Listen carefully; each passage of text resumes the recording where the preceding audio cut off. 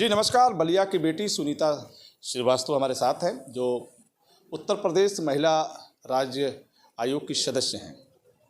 आपके जिम्मेदारी है 4 ज़िलों की, बड़ी एक जिम्मेदारी है, जिसमें मऊ है, चंदौली है और भी ज़िले हैं, जिसको लेकर आप एक मूवमेंट पर हैं।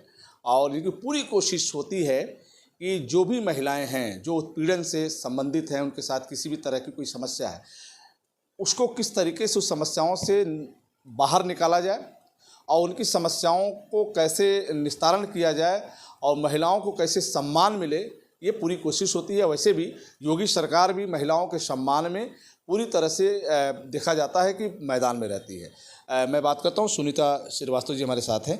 मैम, आप तो 10 महीने हो गए आपके कार्यकाल का। जी बिल्कुल। सबसे पहले तो मैं आपको धन्यवाद दूंगी कि आपने महिलाओं के विषय में जानने की इच्छा प्रकट की है। तो बिल्कुल 10 महीने हो गए हैं मेरे। महिलाओं की समस्या से पहले आएंगे। जब ये पद मिला आपको तो उस समय क्या सोचा आपने? देखिए, मैं सच बता दूं, मुझे नहीं पता था कि मुझे क्या मिलने वाला है। मैं आपको इसकी घटना बता दे रही हूँ। मैं एक दिन पहले मुझे मुख्यमंत्री जी के कार्यालय से फ़ोन आता है कि अपना एड्रेस दे दीजिए। मैंने नोट करा दिया और मुझे कुछ पता नहीं था। मैं दूसरे दिन अपने काम से लखनऊ गई और घोषणा होने से 5 मिनट पहले मुझे किसी ने कहा कि आप मिठाई खिलाएंगी, आपको मुख्यमंत्री जी बहुत बड़ा आशीर्वाद देने वाले हैं। मुझे तब तक भी नहीं पता था। मैंने कहा कि मिठाई मैं खिला सकती हूँ भैया, पर क्या है मुझे नहीं पता है। तो मैं महज 5 मिनट पहले जानी कि मुझे भी इतना बड़ी जिम्मेदारी मिल रही है। माननीय मुख्यमंत्री जी और राज्यपाल महोदया का आशीर्वाद मिल रहा है। काफ़ी संघर्ष रहा है आपने भारतीय जनता पार्टी में। मैं तो 25 साल से तो मैं देख रहा हूँ, उसके पहले से आप हैं महिलाओं में, राजनीतिक दलों में हमेशा चर्चाओं में रहती हैं। संघर्ष कैसा रहा आपका, और संघर्ष के बाद अब क्या महसूस करती हैं? भैया बिल्कुल आप सही बोल रहे हैं। बिल्कुल मेरा 32 साल हो ही गया चलते हुए, दुल्हन से लेके अब तक नानी दादी तक का सफ़र तय कर चुकी हूँ। और संघर्ष तो आप पूछिए नहीं। मैं मध्यम वर्गीय परिवार से हूँ, तो मेरे पास बहुत कुछ व्यवस्था भी नहीं था।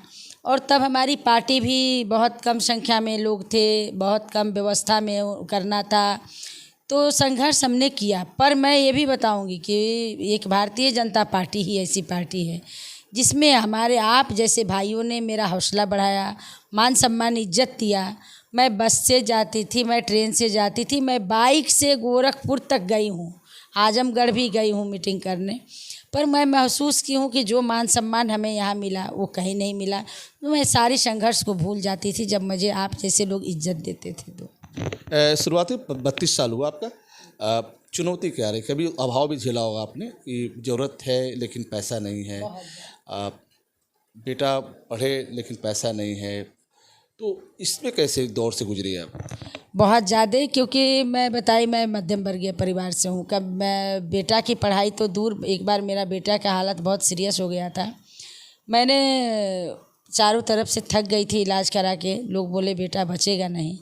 फिर मुझे आप जैसे लोगों ने सलाह दिया, और एक पटना में डॉक्टर अमरदीप कुमार हैं, मैं धन्यवाद देती हूँ। वो ऑस्ट्रेलिया से रिजाइन करके पटना एम्स खोले थे अपना, और पटना में मैं लेके गई। 2 महीने तक इलाज उनका चला। बेटा मेरा कुछ अच्छा हुआ। पर उसी समय अपने अश्वनी चौबे जी स्वास्थ्य राज्य मंत्री थे वहाँ पे पटना बिहार में। मैं उनके पास गई थी किसी काम से। जब उन्होंने जाना तो वही PMCH में उनका काम लगवाए थे। आपने बहुत सहयोग किया और मेरा बेटा बहुत अच्छा हो गया। संघर्ष भैया कभी कभी तो इतने अभाव हो जाते थे कि मैं जिस रिक्शे से जाऊंगी उसका भाड़ा भी मेरे पास है कि नहीं है, तो मैं पैदल चल के जाती थी, पर अपनी कष्ट किसी को बताती नहीं थी क्योंकि मैं एक महिला थी। सुनीता जी, मेरा पूछने का मतलब ये था कि पहले आपकी पीड़ा, आपकी समस्या, आप कैसे गुजरी हैं, ये पब्लिक जाने। इसके बाद हम आते हैं उन लोगों के पास जो आपके समय में जो महिलाएं कष्ट में हैं, आर्थिक युग हो या फिर कोई उत्पीड़न हो या फिर कोई समस्या हो। आज भी महिलाएं जो है थाने पे जाने से घबराती हैं। उनको डर लगता है कि हम थाने पे जाएंगे तो हमारे साथ किस तरह से व्यवहार किया जाएगा, हमें सम्मान मिलेगा कि नहीं मिलेगा। तो डर के नाते वो महिलाएं नेताओं को चुनती हैं, आप जैसे लोगों से अपनी पीड़ा कहती हैं, लेकिन वो पीड़ा महिला थाने में जाते घबराती हैं, पुलिस के सामने अपनी बात नहीं कर पाती हैं, और ये विश्वास नेताओं पर करती हैं, आप जैसे महिलाओं पर करती हैं कि दीदी हमारी बात सुनेंगी तो शायद हमारी बात को समझेंगी और हमारी बात संबंधित लोगों के तक पहुँचेगी तो हमको न्याय मिलेगा। तो ऐसी भी समस्याएं आती हैं क्या आपके साथ? बिल्कुल आते हैं समस्या, चूँकि स्वाभाविक है, महिला है, घबराना ही पड़ता है। मैं भी बहुत इस चीज़ को महसूस की हूँ। मैं भी सारे कुछ होने के बाद भी मेरा सफ़र आपके बलिया के वार्ड अध्यक्ष से शुरुआत रहा है। मैं महिला मोर्चा की तमाम पदों पे रही, प्रदेश मंत्री रही, प्रदेश कार्य समिति सदस्य रही, क्षेत्रीय अध्यक्ष रही। मैंने जो महसूस किया है कि एक महिला के लिए कठिनाई का दौर तो होता ही है जब वो अकेले कहीं जाती है, लेकिन मैं आज उन महिलाओं से कहूँगी कि वो तब का ज़माना था, वो तब के सरकार थे जो महिलाओं को की कोई इज्जत नहीं थी। आज समझिए कि आज महिलाएं निसंकोच होकर कहीं भी थाने चौके किसी अधिकारी के पास जाएं, उनको इज्जत भी मिलेगा और उनका काम भी होगा। थोड़ी कठिनाई तो आएगी। और एक और आग्रह करेंगे, देखिए मैं आज तक सकुशल हूँ, उसके पीछे एक राज है जो मैं आपको बता दूँ। मैं कभी किसी को देख के ललायित नहीं हुई, मैं दूसरों को देख के कभी कंपेयर नहीं की कि उनका साड़ी 10,000 का है तो मेरा 100 का क्यों है। जो मेरा 100 का है मैं उसमें अपने अभिमान सम्मान के साथ चली।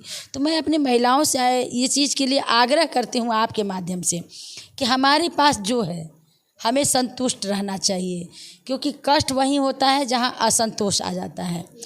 आप लोग जानते हैं भैया, पढ़े लिखे हैं, अरस्तु ने कहा है कि इच्छाएं अनंत है, उसकी आवश्यकता की पूर्ति होना मुश्किल है। तो हम जितना अपने आप को संतुष्ट महसूस करेंगे उतना ही मेरे पास लफड़े भी कम होंगे। तो ये सारे दौर को देखते हुए बट वो थाना चौकी कहीं भी जाएं, अधिकारी के पास जाएं, निसंकोच जाएं, उनको कहीं किसी प्रकार की कठिनाई का सामना नहीं करना पड़ेगा। सुनीता जी, सबसे ज़्यादा समस्या मुझे जो लगता है कि पति का झगड़ा भी ज़्यादा होता है।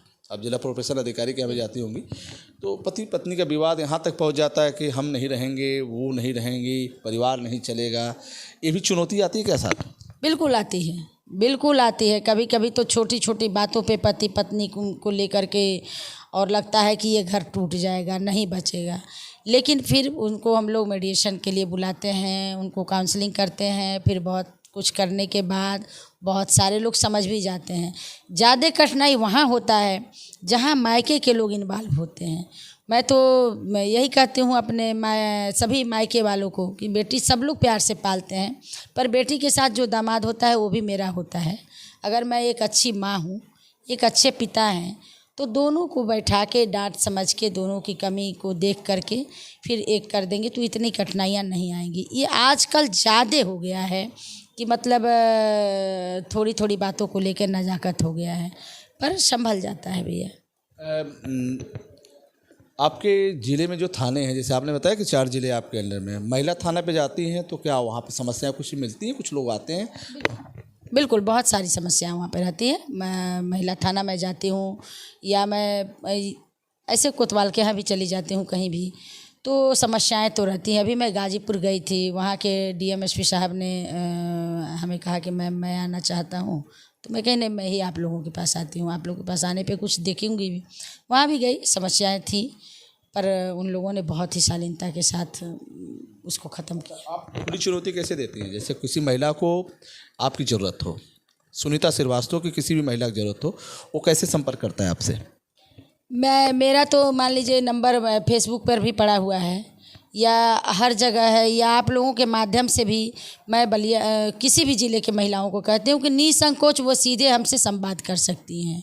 अगर बीच में भी कोई उनका पैरवी करता है तो मैं कहती हूँ भैया मुझे उस महिला से मिलवा दीजिए, वो महिला आए, जो भी उनकी समस्या होगी मैं उनका तहे दिल से स्वागत करते हुए उस समस्या का समाधान करूँगी।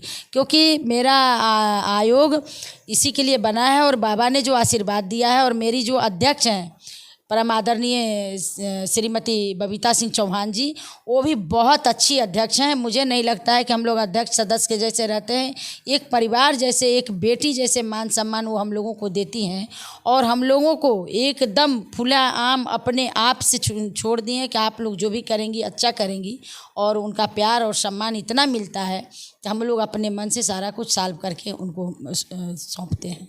सुनीता जी, 10 महीने हो गए, 10 महीने में सबसे ज़्यादा 4 जिलों में सबसे ज़्यादा समस्या क्या आई, समस्याओं का निस्तारण कैसे हुआ? अगर 4 जिलों में माने 10 महीने में कितनी समस्याएं आपके टेबल पे आए, आपके पास हैं, और कितनी समस्याओं का समाधान हुआ?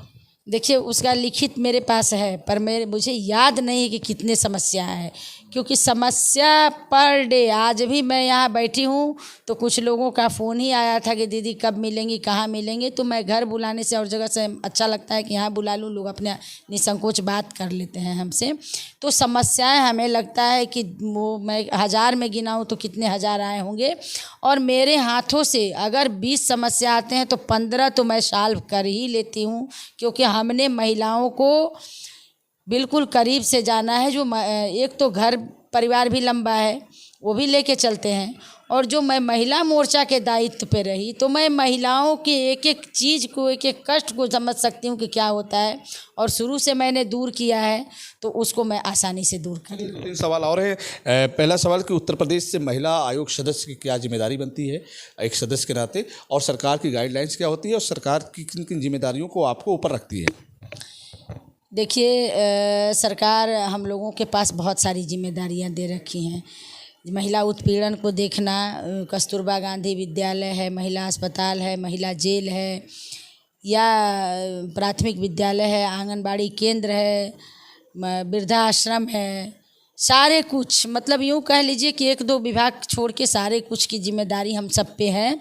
और हम लोगों को तहसीलों तक जाना होता है, और तहसील पे भी जाके हम लोग नीचे तक जाते हैं, क्योंकि कोई भी काम बलिया, किसी भी, चाहे बलिया सपोज करिए बलिया ही, तो ज़िले में तो अच्छा आपको दिखेगा, पर नीचे जो जितना जाएंगे कष्ट वहाँ आपको दिखेगा। जो नीचे के लोग हमारे पास नहीं आ पाते हैं, हम लोग उनके पास जाते हैं। और एक महिला, सबसे पहले मेरी जाति महिला है, तो महिला होने के नाते उस महिला का कितना दर्द हम ख़त्म कर पाएँ। कहीं कहीं होता है कि महिलाएं जो है थोड़ा सा अपने दर्द को अपने आप ले लेती हैं, तो उनको भी हम लोग समझा बुझा के, मैं चाहती हूँ कि उनका घर बसा रहे और सब कुछ सही रहे। सुनीता जी, सबसे बड़ी सहम अहम देखा जाता है कि बहुत सारे लोग उससे पीड़ित हैं। दहेज उत्पीड़न कानून, उसमें देखा जाता है कि जब कोई महिला के साथ कोई भी घटना घटती है, घटना घटी कैसे, हुआ कैसे, अब होता क्या है कि कई लोग उसके दायरे में आ जाते हैं, जैसे ननद, सास और भी लोग वो मुकदमे में आ जाते हैं। ये सही है, कुछ न कुछ वारदात होते होंगे, कुछ लोग निर्दोष फंसते होंगे। तो जो दहेज कानून में जो सारी चीज़ें आती हैं, कोई बाहर है उनका भी नाम आ जाता है, विवेचक जांच करता है, उसमें महिलाओं भी फंसती हैं और भी लोग फंसते हैं, जो कहीं ना कहीं निर्दोष कहा जाता है। ठीक है, घटना घटी, जांच के विषय होता है, इसको भी किस नज़रिया से आप देखती हैं?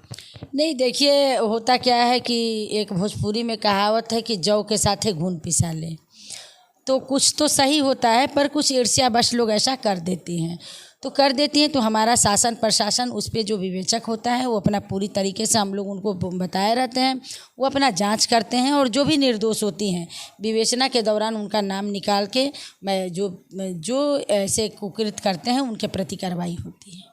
मेरे सामने मामला आया, आप ही के ज़िले बलिया की भीमपुरा थाना के क्षेत्र मामला आया कि आज गर्मी का वक्त है, बहुत सारे लोग अपने परिवार के साथ घूमने फिरने, बच्चों के साथ आ रहे हैं, पटीदारों की लड़ाई होती है, रहने की लड़ाई होती है, क्योंकि एक घर होता है, बाहर भी कुछ लोग कमाते हैं तो गांव घूमने आते हैं, अपना देवी देवताओं से मिलने आते हैं, पूजा पाठ करने आते हैं। जब छोटा छोटा विवाद होता है तो जो लोग बाहर से आते हैं उनको ये समझ में नहीं आता कि थाना कितना दूर है, चौकी कितना दूर है। जो लोकल होते हैं, छोटे छोटे झगड़े पूरे थाने पुलिस चौकी पहुंच जाते हैं, तो पता चलता है कि विवेचक द्वारा ये भी कह दिया जाता है कितने लोग थे, क्या क्या, उनका नाम भी डाल दिया जाता है।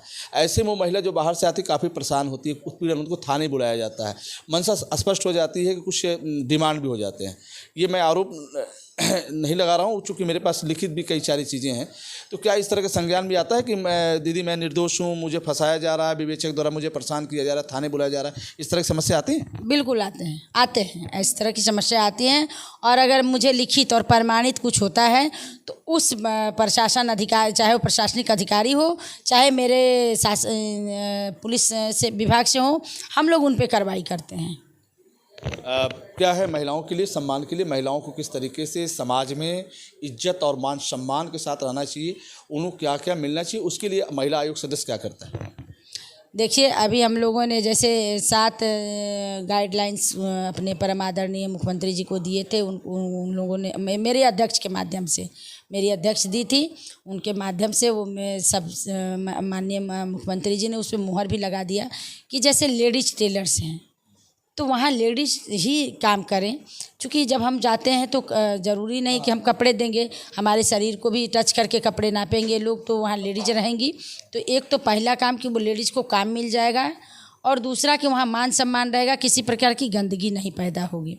दूसरा, जो लेडीज़ जिम है वहाँ पे हम लोग ने लगाया है कि वहाँ लेडीज़ जिम, हाँ, जेंट्स वहाँ पे न रहें, वहाँ लेडीज़ ही रहें।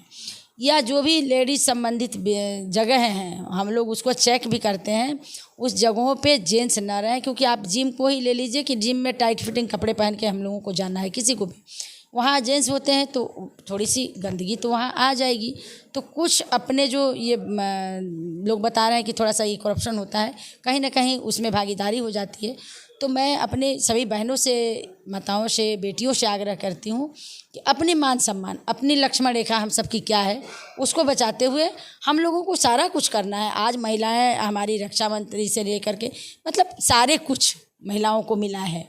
मैं भी, मुझे आयोग का सदस्य बनाया गया है, तो अब मैं जिस आयोग की सदस्य हूँ उसमें 28 महिला हम लोग अध्यक्ष, उपाध्यक्ष और सदस्य हैं।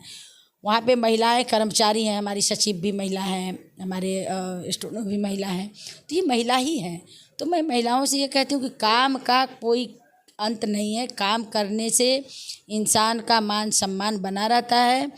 और हम अपने आप को, अपने लक्ष्मण रेखा को समझें कि हमारा लक्ष्मण रेखा क्या है, ये समझते हुए अपना काम करेंगे तो शायद हमें बहुत कठिनाई नहीं होगी और हम मान सम्मान के साथ जी भी लेंगे। जी, बहुत बहुत धन्यवाद। अच्छा सुझाव आपने दिया मुख्यमंत्री को कि महिलाओं के सम्मान में, जो आपने बताया कि दर्जी हो या जिम हो और भी चीज़ें हों, वहाँ महिलाओं के सम्मान में महिला ही महिला रहना चाहिए। फिर हम आपसे जुड़ेंगे, तब तक लेते हैं जुड़े हमसे बलियाजकर से। मेरे साथ सुनीता श्रीवास्तव जी थी। नमस्कार।